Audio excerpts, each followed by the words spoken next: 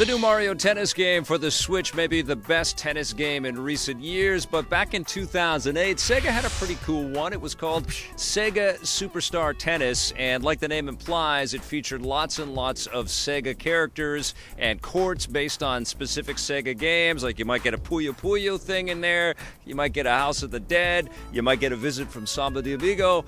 They're just lots and lots of fun if you are a Sega fanatic out there. Now, the graphics could have been better in the day, and this was released on every platform known to man. It was on the PS2 and the PS3 and the DS. And, if that's an indication, I think that the developers were probably stretched pretty thin just getting all of this to market because it featured mini games. It featured, a little bit of a championship mode where you had to kind of progress through stages and unlock stuff. But there was a lot of Sega content in there. Just like Sonic and Superstars, Sega Transformed. That's all. Transformed is all I can remember. That awesome racing game, All Stars Racing Transform. I can't even remember all the words in that title. But just like that Transformed game, it just features a tremendous love letter to all things Sega in there, and that's what makes this game stand the test of time.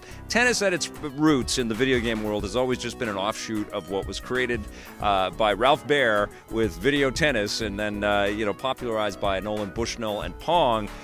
It's always been a little bit of that. You invert stuff, but you could always kind of figure out a lot of the mechanics, and that's absolutely true here. Pretty solid, pretty fun, and definitely, a joyous celebration of all things Sega, and we don't have enough of those, do we? That's why Sega Superstar Tennis is a buried treasure.